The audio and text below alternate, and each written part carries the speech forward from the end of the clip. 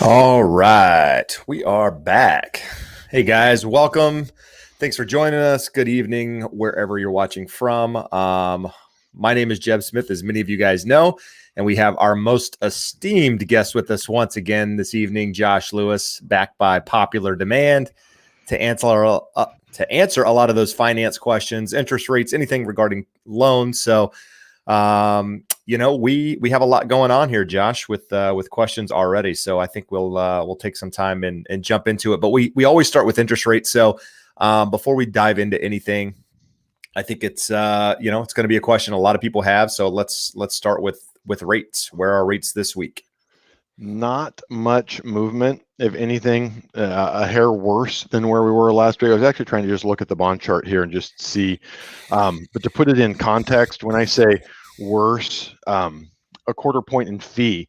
So there's two different things. When people hear a quarter point worse, it's not a quarter point worse in rates. On any given day, every rate on our rate sheet is available. It's just if you want a lower rate, you'll pay for that. If you want what the par rate is, you don't pay anything for it. Or if you need a credit from the lender to cover your closing costs, you'll pay a little bit higher. So rates essentially on the rate sheet the same as where they were last week, maybe a little bit more expensive, an eighth or a quarter more expensive, depending on exactly what note rate, what loan type. So what does that mean? For the most part, we've been looking at best qualified FHA and VA borrowers still in that 2.25 range with 0 points and 0 lender fees. If you want to pay points, you can get them lower, as low as, I mean, you've made videos about it. We've got lenders offering 1.75 on VA loans. You're going to pay 2.5 points for it, but that's an absurdly low interest rate. On the conventional loans, again, 2.625, 2.75 for conforming loans below that high balance threshold, which the high balance loans in high cost areas that will let you go all the way up to 822 now, 822 and change. That will get you 2.875 to 2.275 to 2.875, depending on how much money you're putting down or how much equity you have in your home and how high your credit score is. That's like the last variable I always want to talk about. People always want to say, what's the interest rate? There's not any given interest rate. Obviously, FHA, VA, conventional are all different, but even on the conventional loans, the more you put down or the more equity you have in your home, the lower your rate's going to be. And the higher your credit score, the better your rate is going to be. So it's always dangerous when your neighbor refinances and says, hey, I just got a 2% interest rate and I paid nothing for it.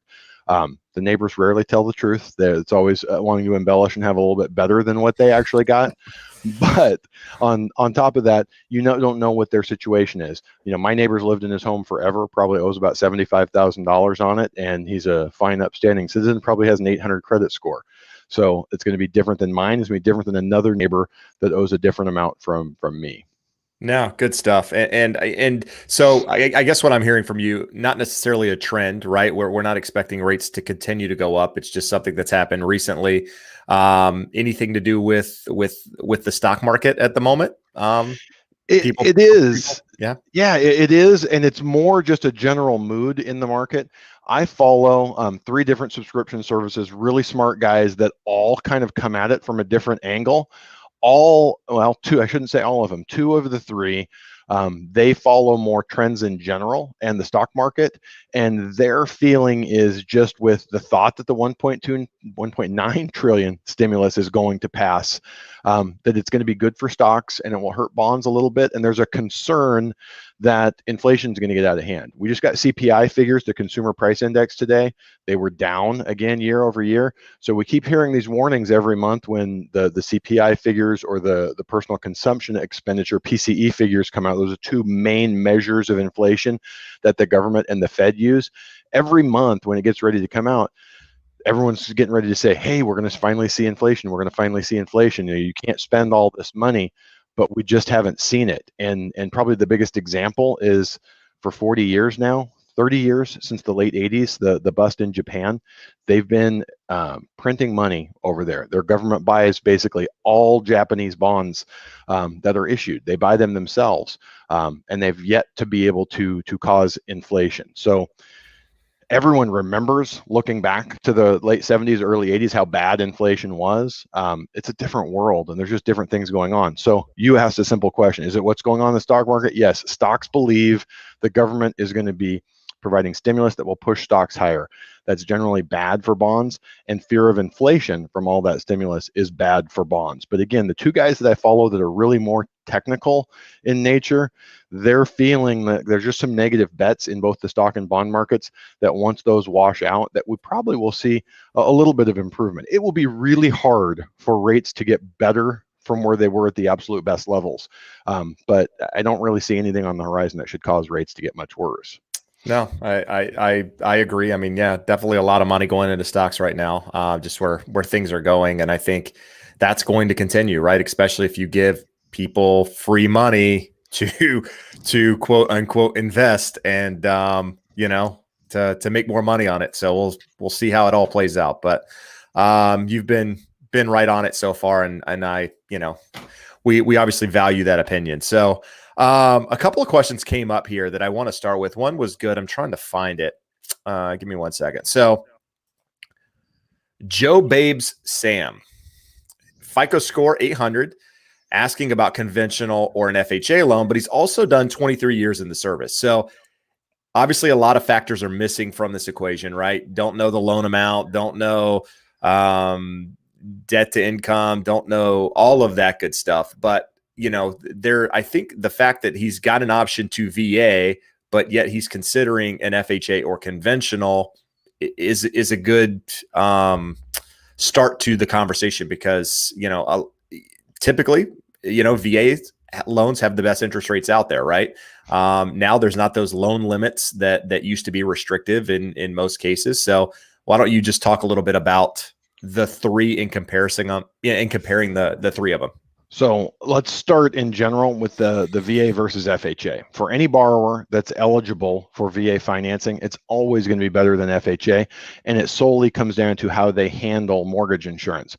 People like to say that VA doesn't have mortgage insurance. It does. It's handled through the VA funding fee. There's no monthly mortgage insurance. On the FHA side, we have an upfront mortgage insurance premium, which is 1.75%. Now, the difference is we have something similar in the VA funding fee, but it varies on if it's first time use and whether or not you're putting a down payment and how big that down payment is. So it can be waived entirely if you have a service related disability, or if you're putting zero down on a second subsequent use purchase, it can be as high as 3.4%. So for the most part, unless you have a subsequent use with zero down, VA will always come out better, because on the FHA side, we have a monthly mortgage insurance that's going to vary anywhere from 0.8 to 1.05% on top of the monthly. The interest rates are going to be very similar. So the VA is always going to have a lower payment. They're going to be really similar in closing costs. They're going to be really similar in interest rate, if not identical. So from that end, I would be stunned if anyone eligible for a VA loan would not choose to go that route. Now we look at FHA versus conventional, or VA versus conventional. VA will almost always beat out conventional, but conventional, if you have more than 20% equity in the property, you have no mortgage insurance, and you also have no funding fee or upfront mortgage insurance premium like you do with the government loans. So we can start wanting to look at it, especially if it's a subsequent use where the VA can have a high funding fee. But the best example I can give on conventional versus FHA, literally before we jumped on this call, I was on a call with a mutual client of ours, some folks you referred over, Jeb, and looking at 750-ish purchase.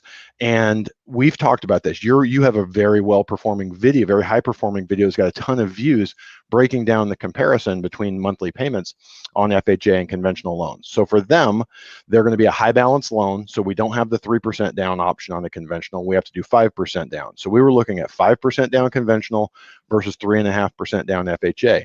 They also had 800 credit scores, because there's two of them, husband and wife. That reduces the mortgage insurance rate.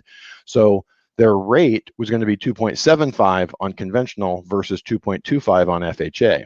But when you add, they only had a 0.2 mortgage insurance factor. So the all-in was at like 2.95%. For them, FHA was only 2.25, but a 1.05 monthly MI for the FHA, which puts us up like 3.25, 3.3. It was a $400 difference for them in that monthly payment. So the 800 score, you almost have to be that high, and you almost need to have two borrowers. If we didn't have the two borrowers, that mortgage insurance would have been a little bit higher. And if that credit score had even been 760, the mortgage insurance is a little bit higher, and you start leaning towards FHA. But for the most part, with an 800 credit score, as long as that MI is low and the more you put down, the more it's going to lean towards conventional. Got it. So, I mean, if you're watching this, that's probably a lot of information to take in, right? I mean, a lot of information that might not make any sense to you at all. And that's one of the things that if you watch any of my videos, any real professionals out there are going to tell you that the first step in that process of buying a house is the pre-approval process. And one of these things is having these conversations with a professional mortgage broker, banker, whoever it is on the other side, a mortgage professional, if you will, because they can have these conversations with you and actually show you what that is on paper, right? Him rattling off numbers, 1.05 mortgage insurance and 2.25 upfront, mortgage insurance with VA or what have you doesn't really mean anything until you see it on paper and you can compare, say, an FHA to a VA to a conventional. And any professional out there in the business is going to be able to provide you documentation based on information you've provided, and show you exactly where your payments break down. Now you'll have, and I have a lot of people commenting on FHA videos that I do, just talking about how terrible it is, how, you have the mortgage insurance for the life of the loan. And it's just, no buyer should put 3.5% down in buying a house. It's all the common things that people say. And the reality is none of it really matters to most buyers, because at the end of the day, people are payment focused, right? They're less worried about the price of the property. They want to know, how much is it going to cost me per month? And if I can show you one that's going to be considerably less than the other, chances are you're going to go with the one that's considerably less. And I tell people all the time, I've had many, many clients, as you have, Josh, that have purchased using FHA over the years that now have plenty of equity in their property and are able to sell those properties, buy something else, get into a conventional loan. So don't discount yourself, or don't let somebody talk you out of using an FHA loan if that's the only option you have. Or maybe it's not. Maybe you have that other option of 5% down or 10% down, like those videos where I broke them down, but FHA still ends up working best. So that's what you have to consider. Now, there are times when FHA is more of a pain. If it's a condo, the complex isn't approved. I mean, there are some nuances to what we're saying, so it's not always just black and white, if you will. But that's why a professional can guide you through that. So. And Jeb, I always start that conversation. A lot of times I'll get people call and say, I want an FHA loan. I've heard that's the best. Or the flip side, hey, can you get me approved? I don't want an FHA loan. They're terrible. So I always say, the answer is neither. It's not the greatest loan ever, and it's not the worst loan ever. And the truth of the matter is that the numbers never lie. So we need to get some information from you so we can put accurate numbers on paper and then do that side-by-side comparison. I don't ever have to sell anyone on a loan. It is very rare that they look at the two options and one doesn't obviously jump out as the right number. So hopefully whoever you're talking to is able to ask you the right questions, get accurate numbers on paper, and present them to you in a way where it's really simple to go, hey, that looks like that's far and away the better option for me. Yeah. And I think you said something important there. Like, as a real estate agent, as a mortgage professional, our job's not to sell you a loan. We don't care what type of loan you get. I mean, at the end of the day, we want you to be in the best financial position for what you're trying to accomplish. And so there might be some recommendations in that process. But at the end of the day, if you chose one over the other, it's not going to change the process for really either of us. Now, in some markets, FHA's loans right now, because of how competitive it is, might be a little bit more difficult to get accepted, just because they have less money down. But that's going to be the same whether you're putting 3.5% or 5% down in a lot of these cases, just because of what people are doing. I've recently had properties where I've submitted offers for clients and been on the other side and received clients. And, almost a lot of these people have money to put down. So you're up against a lot of offers at the moment. It's competitive out there. And it doesn't seem to be getting much better, which is going to lead us into our next question. Do you have something you want to jump on there, Josh? I just wanted to throw this up here Yep. because it kind of piggybacks on where we started with rates and then FHA, VA, conventional. Today I was quoted 2.5% FHA. And the answer is yes. It could be great. It could be awful. I have no idea. We locked an FHA loan at 2.75 this week, and that for them, it was a great deal. They had a really low credit score. So I don't know what the scenario is. Where is your credit score? What else is going on in there? At 2.5, are they giving you a 1 or a 2 point lender credit towards your closing costs? So if you're at 2.5 with a 1.5 point credit to cover your closing costs, that's probably fantastic. If you're at 2.5 and you're paying $2,000 in lender fees, not so good. So that's what I mean by we have to get the entire picture. Probably my biggest frustration as a mortgage professional is I do a great job, run through numbers with someone, and they call back, hey, I'm going to go with someone else. I got better numbers. And 9 times out of 10, we can get them to share those numbers with us. And 100 times out of 100, it's not better. It's not better. It's that someone told them or sold them that it was better. When we break it down and say, okay, you're paying $1,800 more in costs here. If you want to pay those on my end, here's where the rate is going to be. So it's just important. A video that I haven't posted yet, but we're working on is showing you what's important on the loan estimate. Box A are first party items. So whether you're working with a broker or a lender, it's all of those items in there. And that's what you primarily need to look at. I would assume that on purchases, nothing else matters because your prepaids are going to be the same no matter what lender you use, and your third party charges are going to be the same no matter who you use. So on a purchase, it really is just box A on your loan estimate. On a refinance, we're picking escrow and title. So if we negotiate better rates, you can save some money there. But I just wanted to throw that up there to say, hey, it truly 2.5 could be great or it could be terrible. We don't know. So that's sort of going back to what I was saying. My neighbor comes out and he goes, hey, I got this. Could be great, could be terrible. I don't know. There's too many factors in there that go into it. No, absolutely.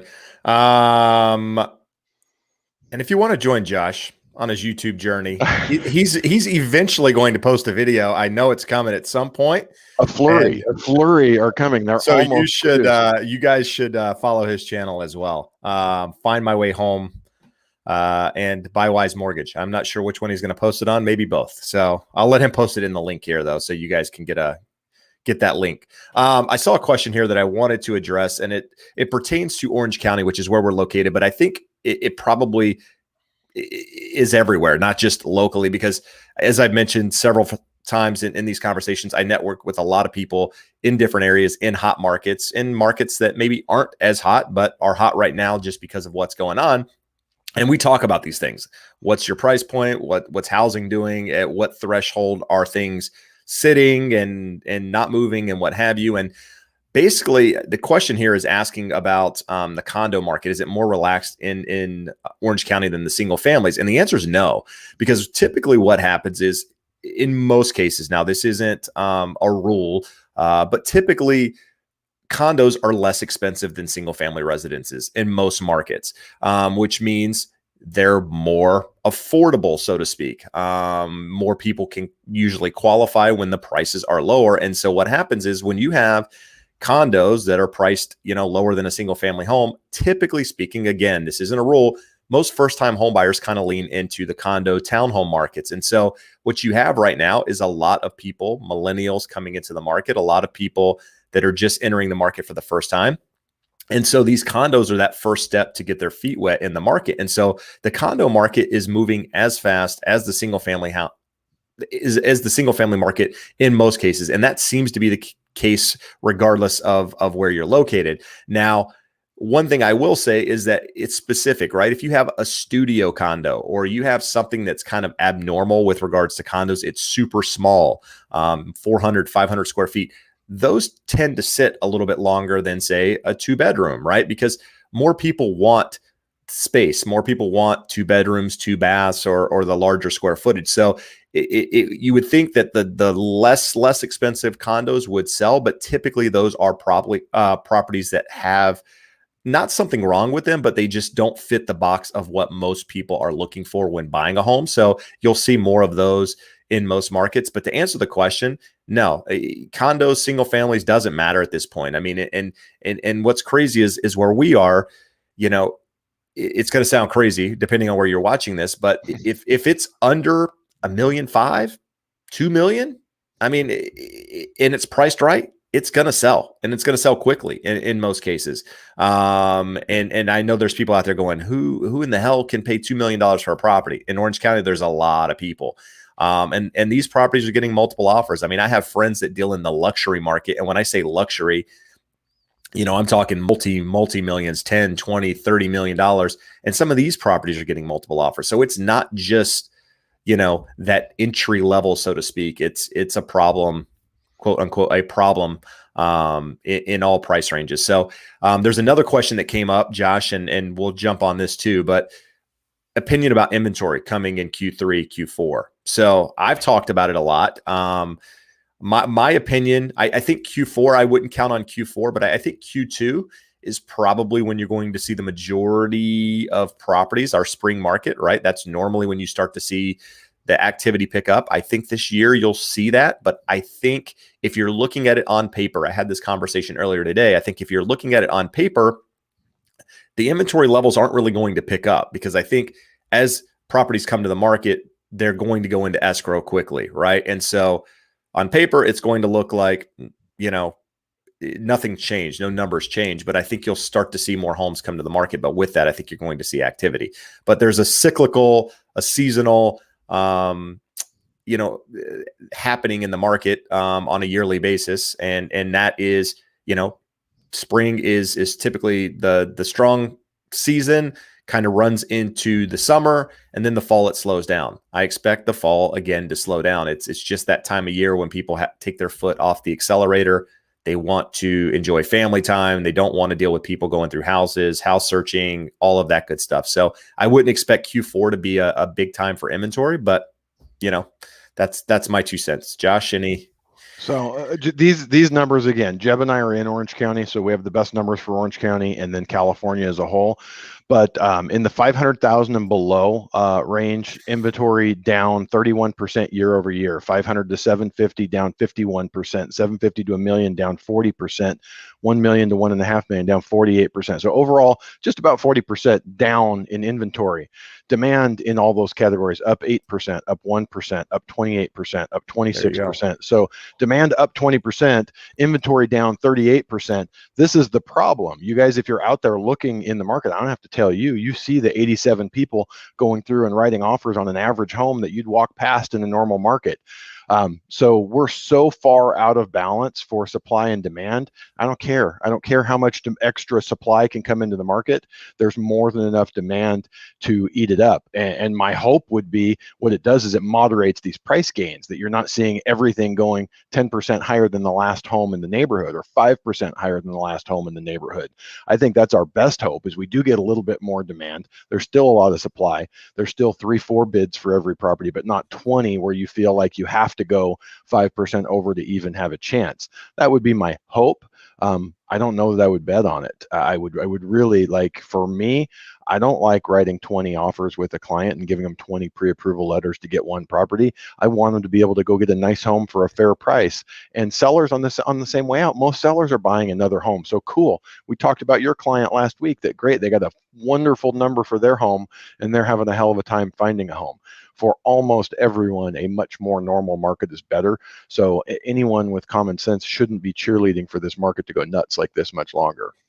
No, and I think that's an important statement, because I when I comment on videos, and when I do videos, a lot of you guys know I go back and I talk to people, right? I have conversations. There's dialogue going back and forth, and sometimes it's a one-word comment or what have you. But something I see often is that realtors must just be licking their chops. They love this market. It must just be so great, whatever. The reality is it's not. I mean, I am shocked every day when I don't get a response back on a strong offer, or I'm having to put in 5, 6, 10 offers for a client before I ever even hear back on the offer. It's crazy. And as somebody that got into the business that to help people and wants to help people, I mean, primarily the reason I do a YouTube channel is to educate, so I can provide some value to people out there. This sucks. It's not fun for myself. It's not fun for Josh. It's not fun for any real estate agent out there at the moment. Even the listing side. I mean, it's great that your properties sell quickly and they go overpriced, but having to tell 15 people that are super qualified, great families, like you got all the letters and you know about them and what have you, that guess what? You had a really strong offer, but there were 10 that were way better than you. That's not fun. It's not. It sucks. And honestly, as a buyer, Jeb, we hear from people, oh, this is terrible. We're beat up. We don't want to do this anymore. For the most part, yeah, there's the seller that doesn't care about anyone, is just stoked to get a monster price. But I can tell you from my flipping days, when we would put a bitchin' house together and we'd have 8 great families come through on a weekend, and you get 4 of these wonderful letters, and seeing my kids go to school in this area, I grew up in the neighborhood, telling those people, no, you don't get this house, sucks. We always wished we had 6 or 7 of them so that everyone could get a house. So it's not fun for anybody. No, agreed. Jennifer, one of our moderators here, also a member of the channel, she's saying use the well, she said like and subscribe for one, which I like, and then she's saying use the share virtual hug. So we're gonna get some hugs here, Josh. I saw one come across. It feels warm. We need them. Hey, Jeb, if you don't mind, there's actually an interesting question here that we can answer fairly quickly. Michelle popped up here. I have a past BK7, 3.5 years since discharge, with a property surrendered and vacated. Property still going through foreclosure and will hopefully be finalized in 3 weeks. And then question, a loan officer told me today it will be very unlikely that I could get qualified for a conventional loan 4 years past discharge with the foreclosure finalized. This is without looking. So yeah, thanks for the catch there, Jeb. There's nothing unlikely, likely or unlikely about this. These guidelines are very black and white.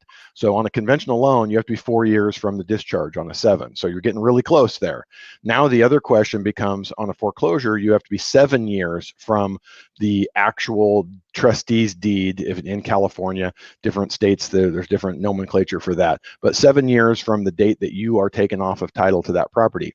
But there is an exception for properties that were included in the bankruptcy. So if it was discharged in the bankruptcy, they will go off of the discharge date. So, and just make you follow that timeline. And the reason was, back in the Great Recession, lenders were taking years, 5, 6, 7 years to complete the foreclosure process, and someone's moved on and totally done with it. So, Michelle, if don't know where you're at, but reach out, shoot us an email.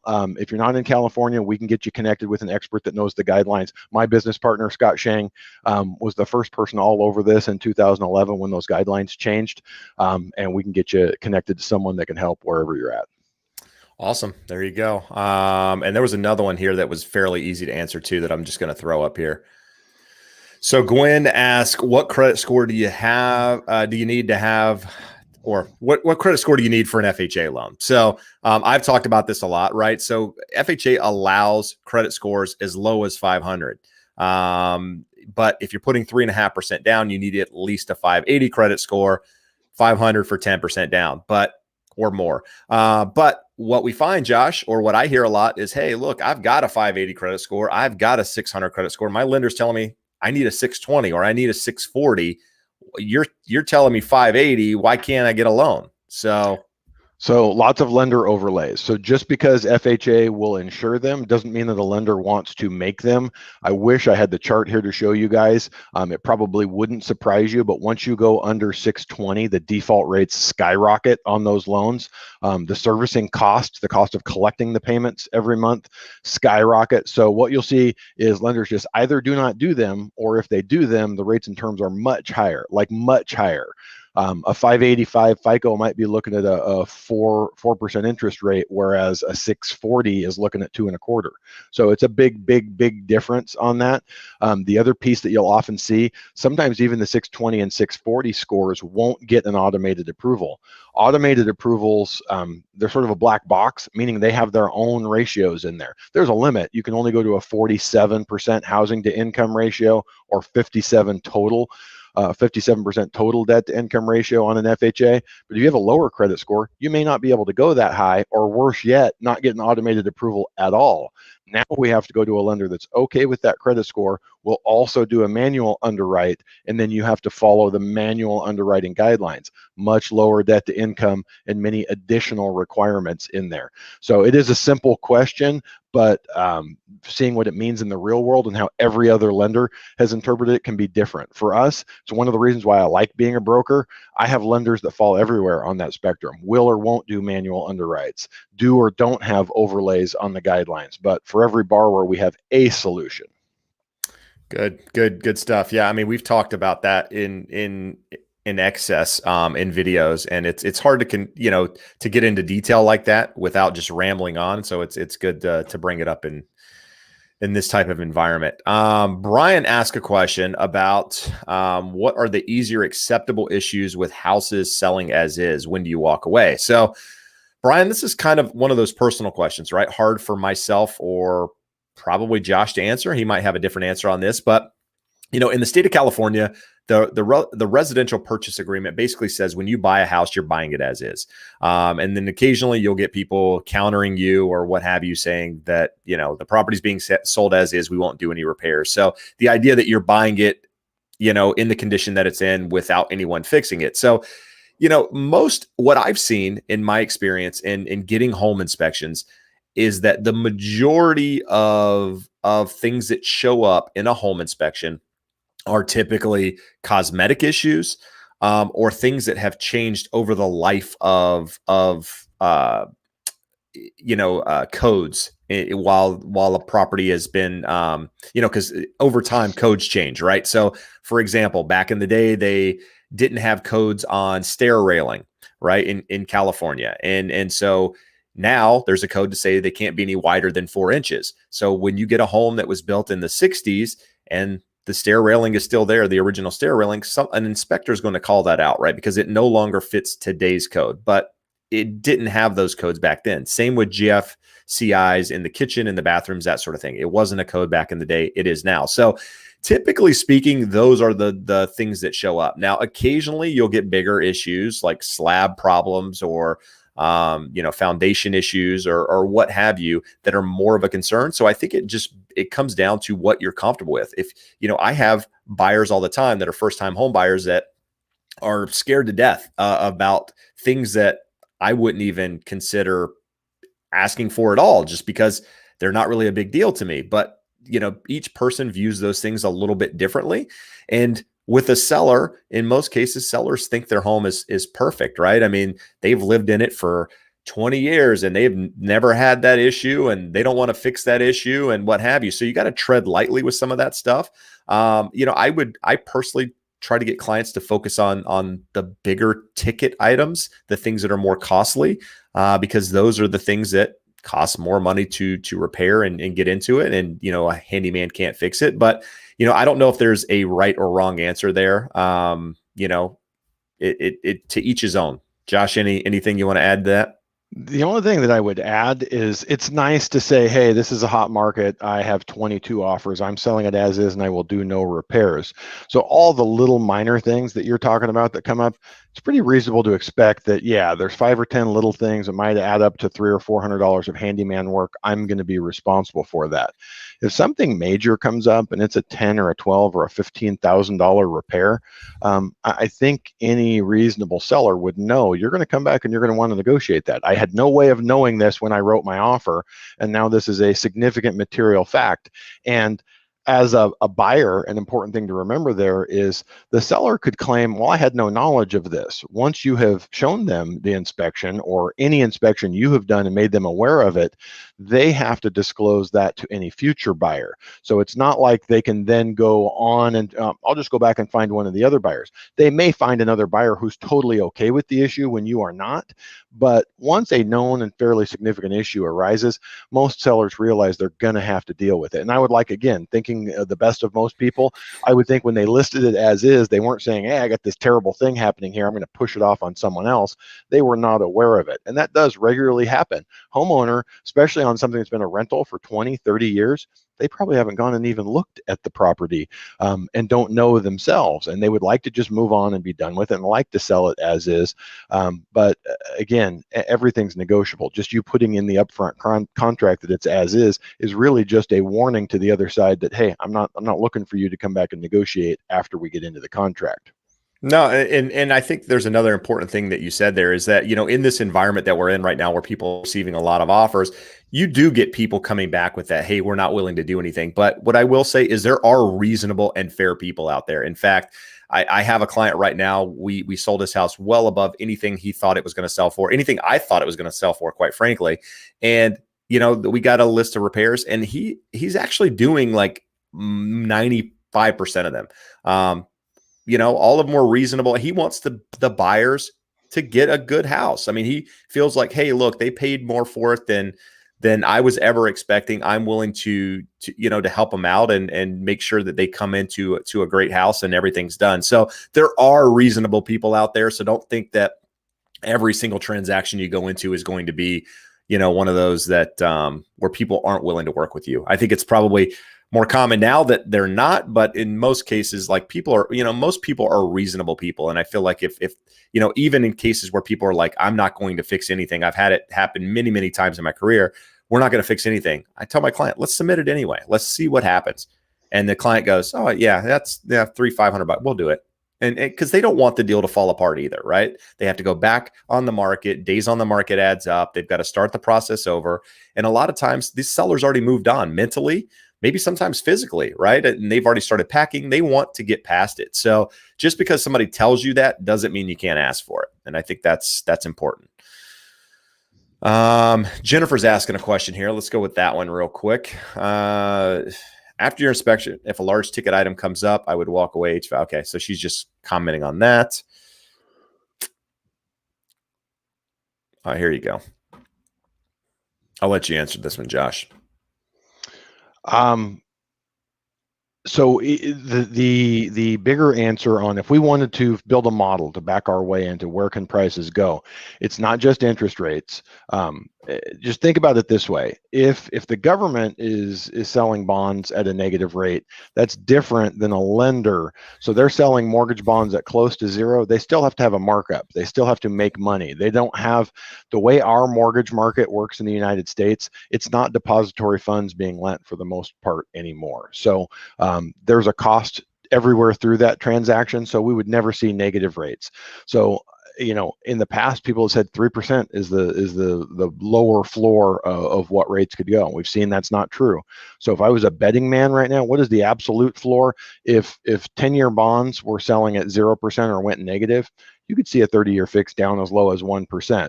So then to answer your question, we would say, what are mortgage payments at 1% and what are income levels at that point?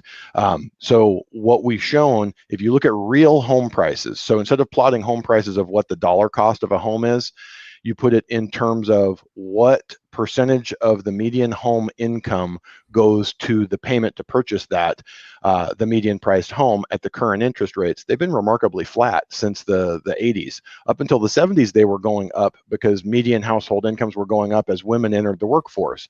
Since the 80s, that stabilized and flattened a lot. So other than just inflation in wages, we and then decreases in the interest rates, that's really all we're seeing with home prices going up. So to put a figure on it, we'd have to know what happens to incomes going forward. If we get into a deflationary environment where rates are near zero, incomes probably aren't going up a whole heck of a lot. So you would have room for prices to move up, but without isolating all those variables, it would be hard to say. What I will say is we're seeing now in the current market with rates under 3%, incomes good for the 60 or 70% of the population that hasn't been impacted negatively by COVID. There's still room for prices to go higher. Every house, there's someone out there. There's multiple someones willing to pay more for it. So I talked last week when we did this, Jeb, American Enterprise Institute, their housing think tank is saying double digits this year and double digits next year. So that would put you about 22, 24% higher than where we're at right now.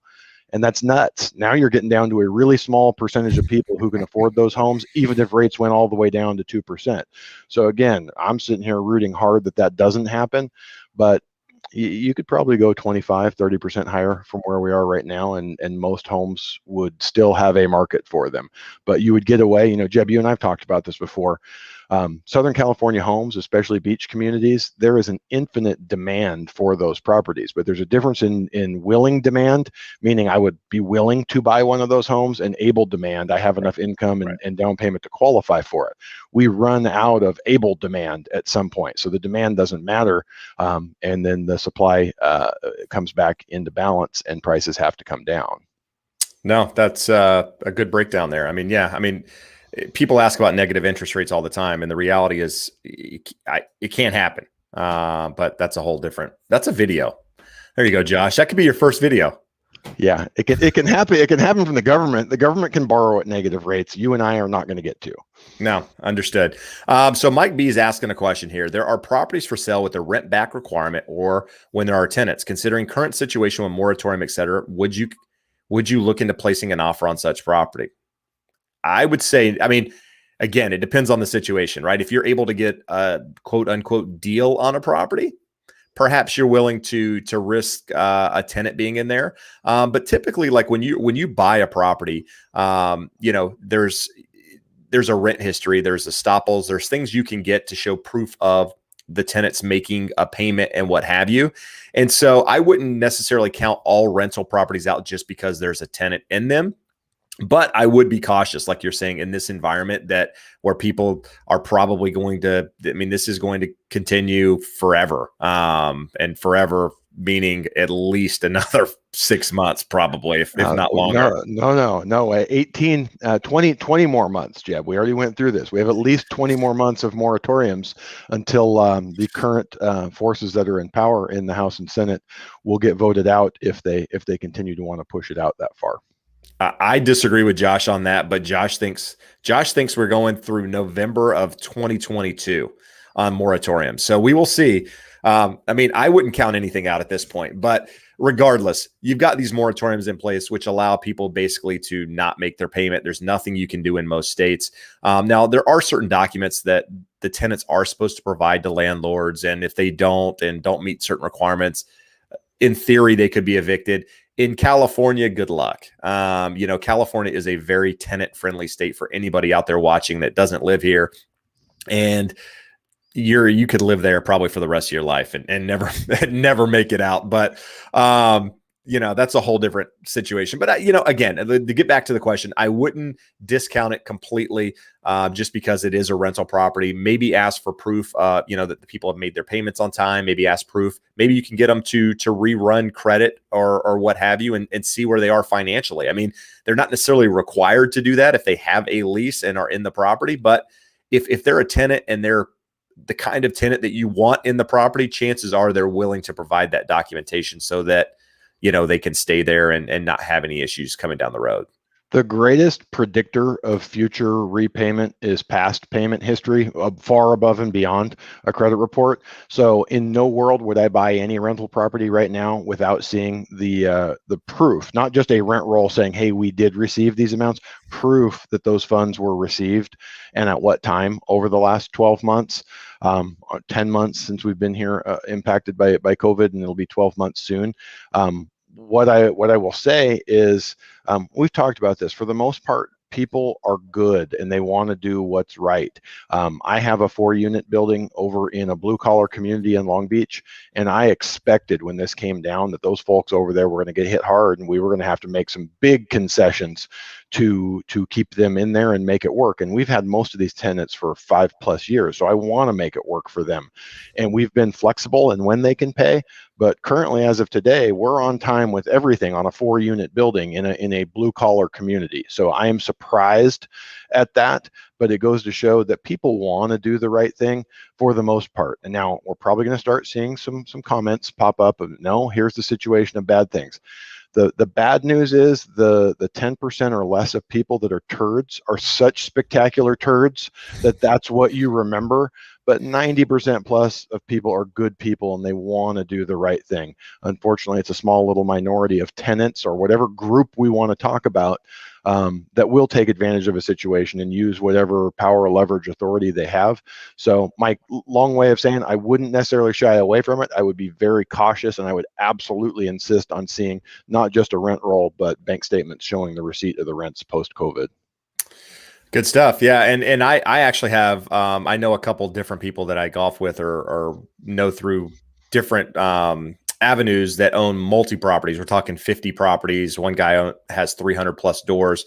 And I had this conversation. I said, how many of your tenants are behind on their payments? And the guy that owns 45 plus properties, he only had one tenant behind on his payments. Now, I know there's a lot of people out there that are suffering. So it's not like, the numbers are being made up, but I mean, the people that I know and network with, there's not like, this huge majority of people not making their payments.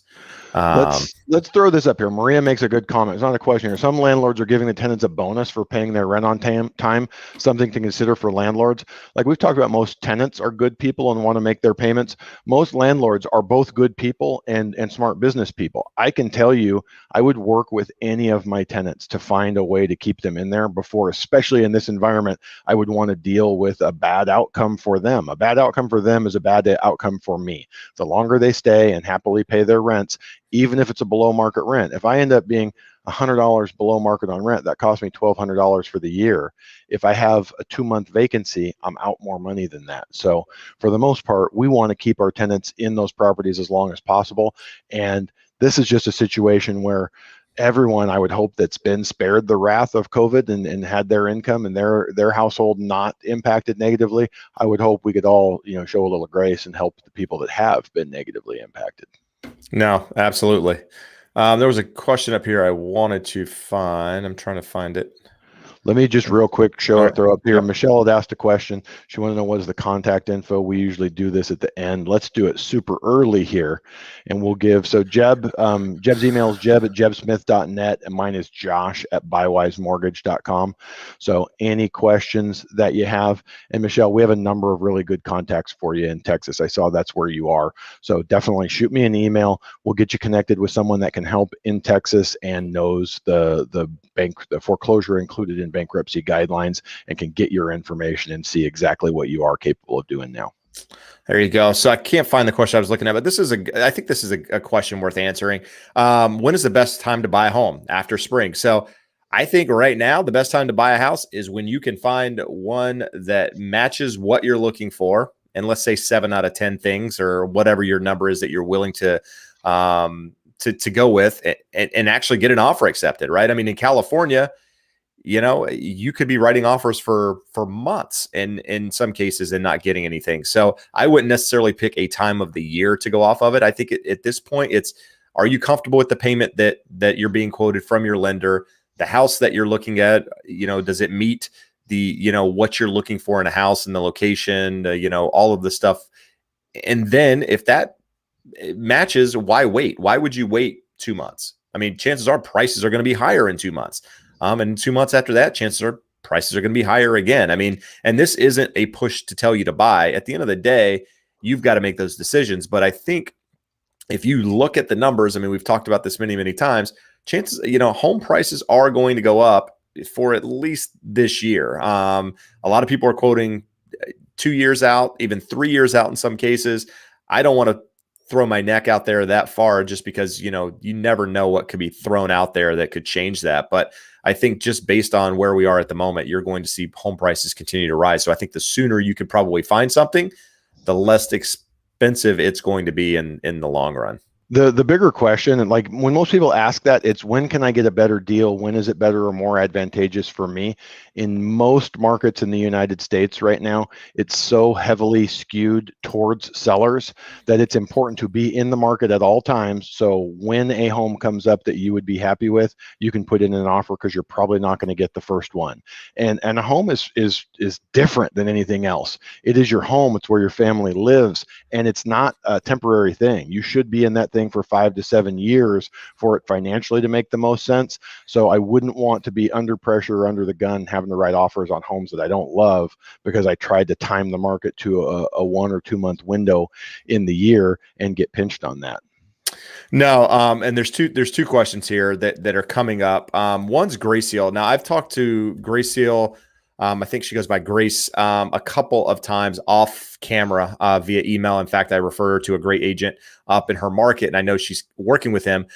She poses this question, and I want to answer this question, but I'm also going to do a video on this. I mean, this is one of those questions that a lot of people have. I know you reached out to me directly, but this could take some time to go through. Is it something you want to jump on, Josh, or should we just save it? I mean, because no, let's do it, because it doesn't have to be a super long drawn out one. Right. It goes back to the same answer to the last one. You don't wait. There's no advantage to waiting. Rates could go slightly higher. I think there's a ceiling. I don't think they're going a lot higher. Longer term, 3 to 5 years out, I think we're going to see them even lower. So I don't think rates are really an issue. But what I'm real confident, you may not want to go out 2-3 years. We're going to see 2 to 3 more years of gains. I'm cool with saying that. It's just the demographics, the interest rates, the supply demand imbalance. Again, my greatest hope is that it moderates and we get something resembling a balanced market. But we got 2 to 3 years of tailwinds behind home prices. So I wouldn't wait. I would just get in when you can find a home that meets your family's needs. But I will do a more in-depth video kind of showing you, where you are now based on where interest rates are, and then where you could be in, say, 2 years if prices were to go up as people are expecting, but in some weird way interest rates went up, and show you I'm sorry, and show you the adverse if home prices came back and interest rates went up, what that looks like. Because I think, what most people don't understand is they're like, well, yeah, I mean, maybe in 2 years prices do come down 20%. Okay, well, what if they go up 10% this year and another 10% next year? That's compounding. That's not just 20%. That's 10 on top of the entire the amount. So you're actually losing money at that point by trying to wait. And right now, where rates are, where your payment would be. There's a lot that goes into it. But I think everybody's trying to pick the top, everybody's trying to pick the bottom. And the thing that people look at, Jeb, is they say, "Oh, home prices are too high." Okay, why? Well, because they're so much higher than they've ever been. They're higher than they were before the bubble. Okay, it doesn't matter.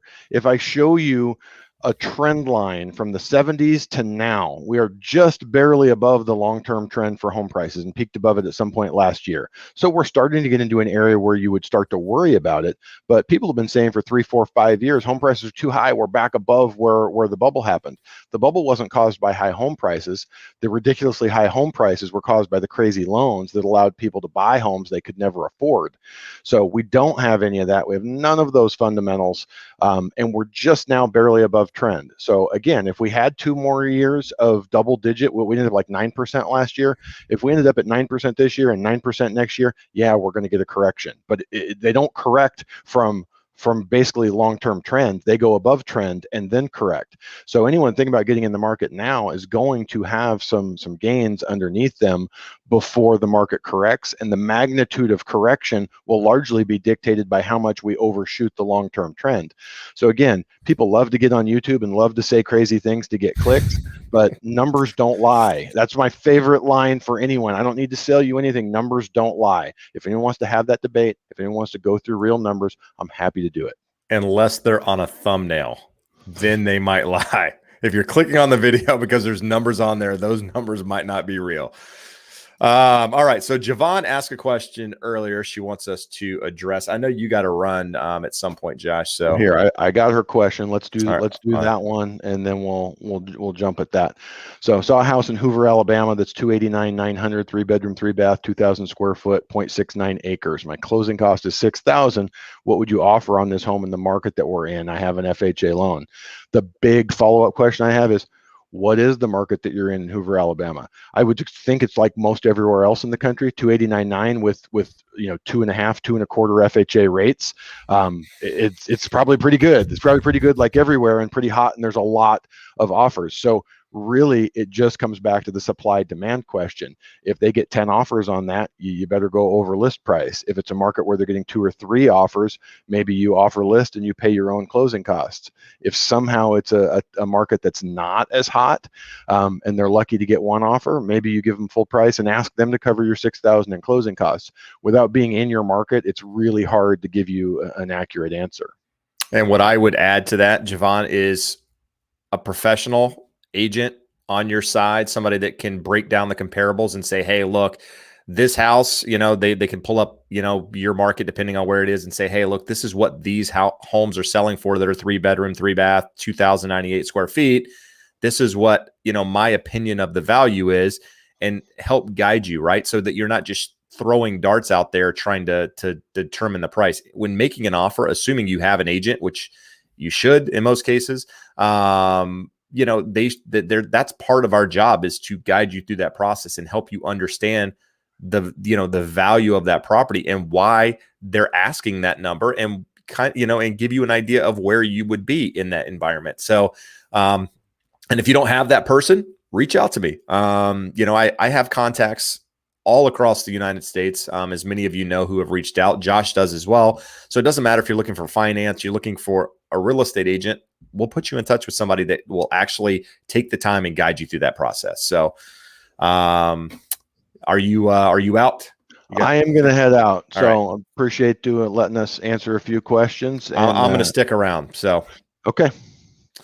All right. Joshua's going to head out of here. So, right. guys, have a good night, everybody. All right, buddy. I'll throw Josh's contact information up at the end as well. We'll stick around and for another however long, as the questions continue to come in. So Javon added very affluent neighborhood there. So, affluent neighborhood, if it's priced right in this environment, probably a competitive market. So all of that would stay true to what we said. But, an agent should be able to guide you through that process and help you make the decision. They shouldn't tell you where you should be or what decision to make. They should be there to say, hey, look, this is what is happening in the market, and give you some ideas of how to be competitive in that environment. Ex Lexi Marie is asking a question about foreclosed property. So my question to you, Lexi, would be, why are you considering a foreclosed property? Right. I mean, that's my first question to anyone. Why a foreclosed property versus one that's not in foreclosure? And typically most people that come and answer that question when I ask it is they think, or that there's some idea that they're going to get a deal on that property. They're going to get it less expensive than a traditional sell or what have you. And so in some cases that might be the case. In the market that we're in right now, foreclosed properties, if there are any actually coming to the market, because as many of you know, there's moratoriums in place right now. There's things in place to keep foreclosures from really coming to the market. And those are going to be in place for some time. So that's not going to change anytime soon. If the foreclosures do come to the market, chances are they're going to sell at market value or pretty close to it. Just keep in mind, there's a lot of investors out there. There's a lot of people on the sidelines, not just investors, buyers like yourself probably, that are looking for, a home to purchase. And it doesn't matter if it's a foreclosure or a traditional sale. When these properties come to the market and they're priced correctly, or in some cases, maybe they're priced under market value because they need some work. Maybe they don't need any work and they're just priced under market value. What I'm seeing is in my market, you can't underprice a home.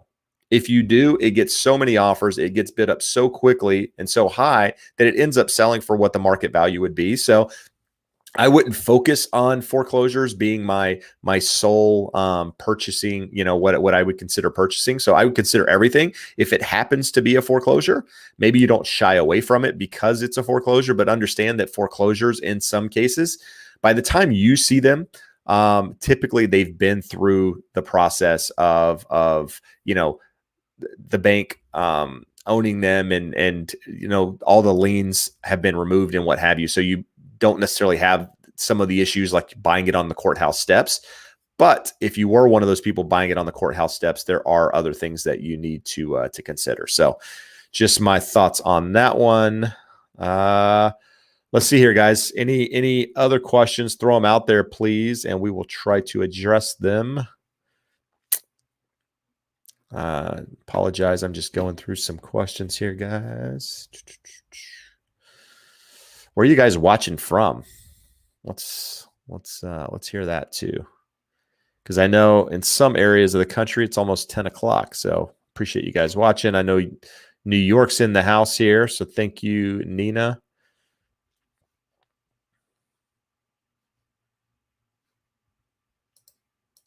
All right. So Austin had a question. Let's go to Austin. All right. So what credit score do you need to get the best rate? So typically Josh would be answering this question, but since he's not here, I'll do my best to answer it. So typically most lenders 740 and above is where you will find the best interest rates. Now, with FHA and some of these other programs out there, their requirements for the best interest rates are much, much lower than that. But if you're doing a conventional loan, 740 seems to be that number. So that should give you a pretty good idea there. All right. Jorge, George is in Hesperia. It looks like you're in real estate as well. So I know you're feeling the pain that we're all feeling at the moment. And that includes real estate agents and buyers.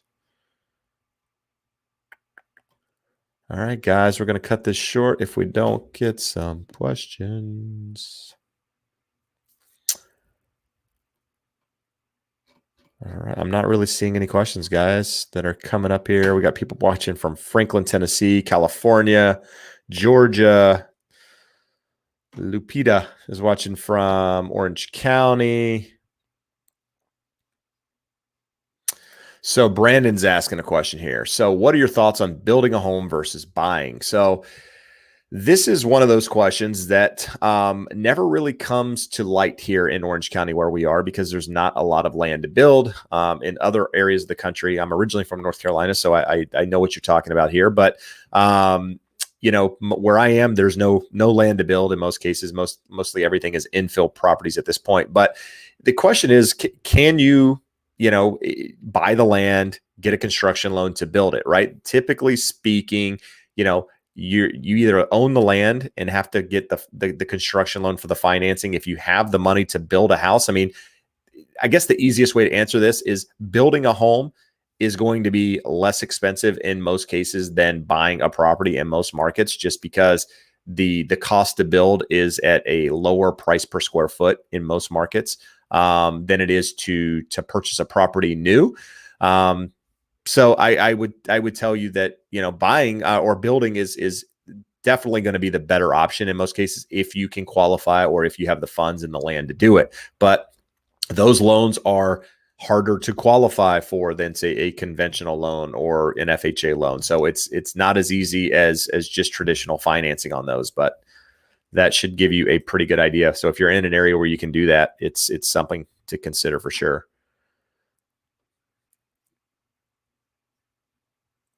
All right,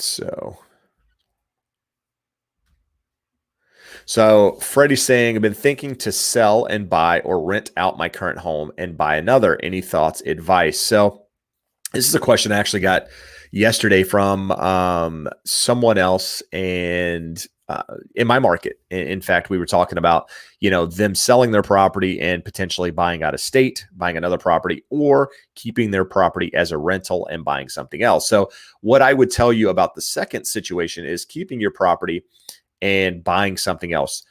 What you have to consider is, do you want to be a landlord? One, do you want to manage that property? And if you don't, are you willing to hire a property manager to do that and pay them, right? There's a cost involved with that. If you have equity in that property, if you've gained equity in that property, it's been your primary residence for 2 of the last 5 years, you have a capital gains exemption, right? $250,000 for a single person and $500,000 for married. So if you have equity in that property, once you turn it into a rental property and you no longer have lived there 2 of the last 5 years, you lose that exemption on those capital gains. And that's something that a lot of people don't consider, right? They think, hey, I'm just going to turn my property into a rental, and if I ever decide to sell it, I'll just take that equity and move on. Not that easy. You're going to have to pay those capital gains if you don't qualify for the exemption, which is living there 2 of the last 5 years. And you couldn't have sold another primary within a 2-year period as well. So if you do decide to sell at that point, you would have to do a 1031 tax exchange. Now, there have been conversations out there, and none of this is actually come to light at the moment, but that our administration may try to do something with 1031 tax exchanges, eliminate them in some cases.